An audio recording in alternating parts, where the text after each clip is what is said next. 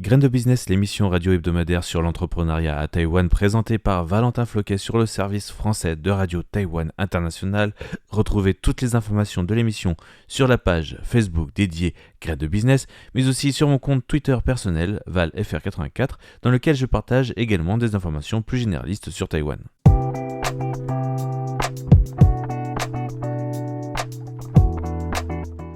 Le magazine des jeunes entreprises à Taïwan, Graines de Business.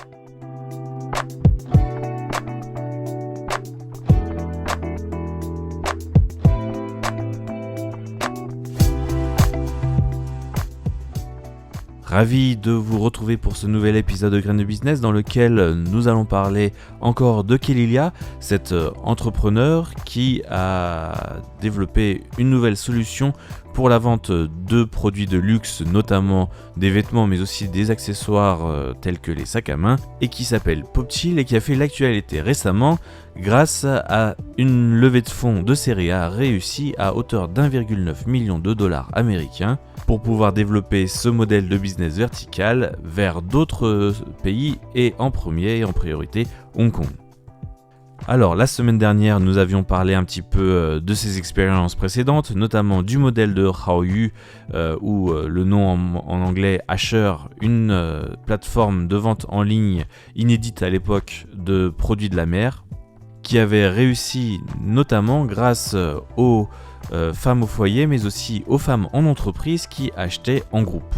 Alors ce que nous n'avions pas dit la semaine dernière, c'est qu'elle a réussi aussi à trouver beaucoup de terrains d'entente avec ses fournisseurs et en jouant sur les délais avec les clients, elle avait réussi à faire un modèle qui n'engageait personne, qui ne prenait ni de risque pour sa société ni de risque pour ses fournisseurs, et les clients étaient contents parce qu'ils avaient des prix très très bas.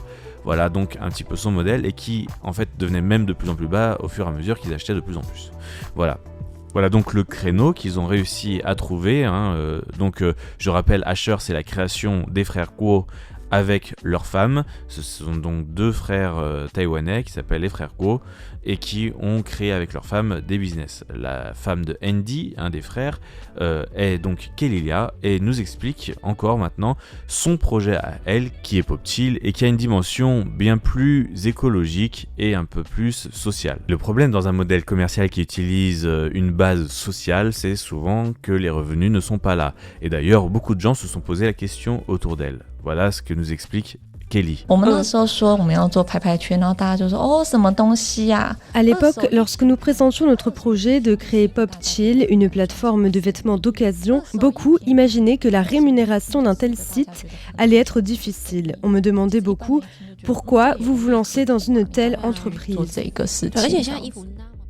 Et le projet à l'époque était vraiment centré sur tout type de vêtements, notamment les vêtements de prêt-à-porter.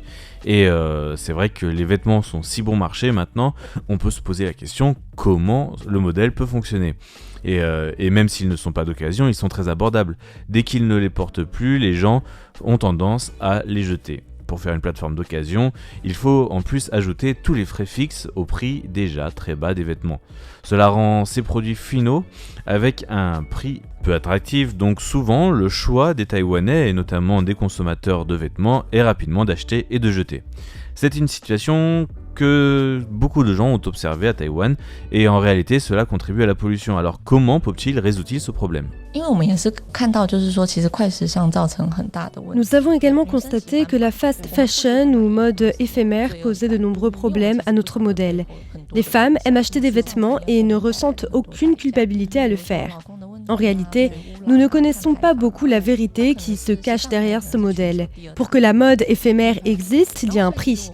Par exemple, sur le plan des conditions de travail, de la pollution de l'eau ou encore des émissions de carbone. L'industrie du prêt-à-porter est probablement la deuxième industrie la plus polluante au monde. Je pense toujours que si nous pouvions créer une entreprise qui, tout en étant rentable, peut également être bénéfique pour le monde, cela a vraiment du sens. Cependant, c'est difficile, car les entreprises traditionnelles considèrent souvent que la durabilité est en conflit avec la rentabilité. C'est une vérité que l'on vérifie surtout dans les industries axées sur la vente de produits. En effet, dans la société taïwanaise et chez les les commerçants en général, il existe de plus en plus de personnes qui se retrouvent avec des dilemmes, avec des problèmes de conscience personnelle lorsqu'il s'agit de vendre des produits comme ça à l'appel, sans aucun sens et sans aucune valeur sociale derrière. Et c'est vrai que dans le prêt-à-porter et dans la vente de produits en général, le modèle actuel réside encore dans le modèle fabrication, stockage, vente. Et dans le prêt-à-porter, à la fin de la saison, on essaye de faire une promotion pour vider les stocks et ce qui reste, soit on le revend à quelqu'un, soit on le jette, même dans la grande distribution et même dans la vente générale. Et donc les gens qui font face à ce genre de gaspillage ont des problèmes de conscience face à un problème écologique qui est grandissant et dont les Taïwanais commencent à vraiment s'inquiéter en tant qu'insulaires et proches au final des problématiques de la montée des eaux et autres problèmes liés à l'environnement.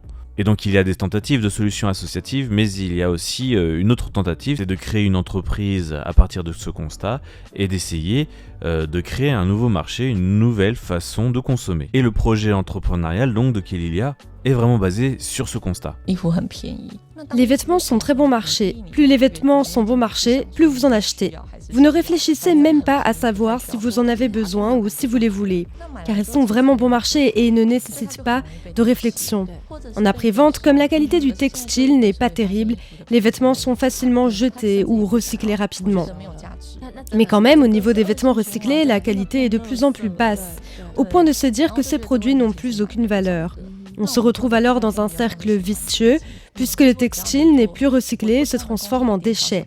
Je pense que c'est un problème très grave. Popchill adopte un modèle se rapprochant de l'économie circulaire. Si je peux contribuer un peu, ne serait-ce qu'à 1% à Taïwan, environ 200 millions de vêtements sont jetés chaque année. Nous ne sommes que 23 millions de personnes à Taïwan et cela ne compte pas le recyclage ni les vêtements dans vos placards. Ce n'est que la quantité jetée. Vous pouvez imaginer que si je peux faire en sorte que seulement 1% de cette quantité puisse être recyclée, car les armoires des femmes ont encore beaucoup de vêtements, de chaussures et de sacs qui ont encore une valeur à la revente, je pense que ce que je fais a un véritable sens. Je peux avoir un impact positif sur la société tout en ayant une société rentable.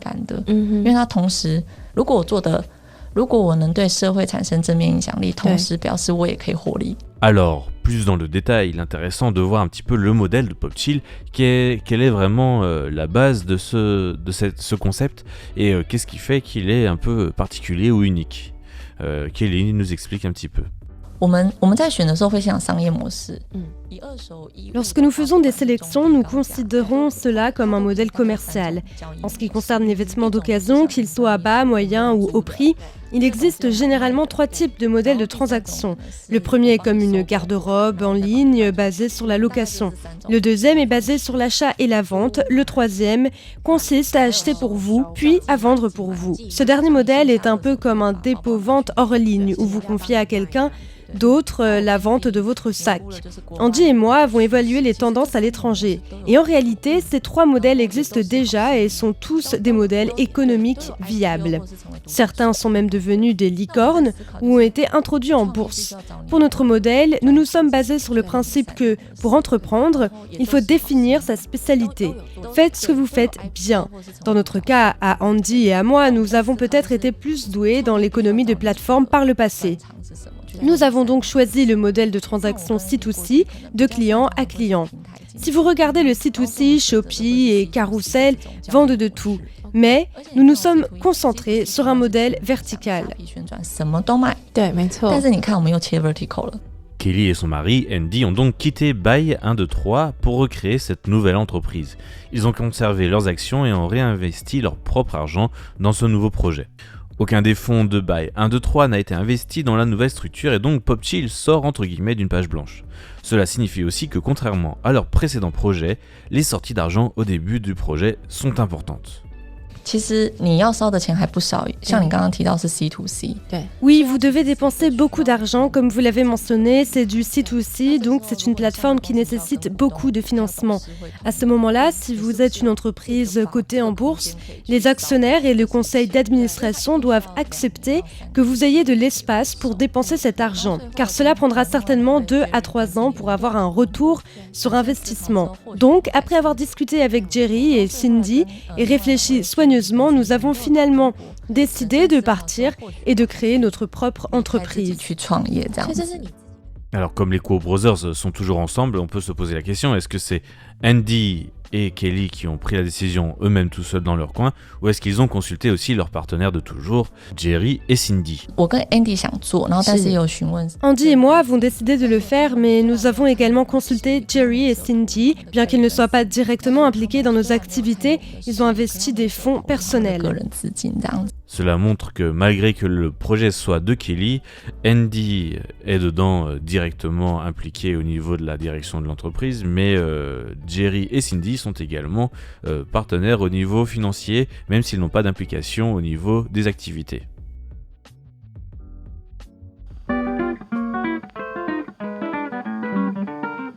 Cet épisode de Graines de Business est fini pour aujourd'hui. Nous avons un dernier épisode à voir la semaine prochaine. Il comportera plus de détails sur les compétences techniques et le modèle vraiment de la plateforme au niveau internet.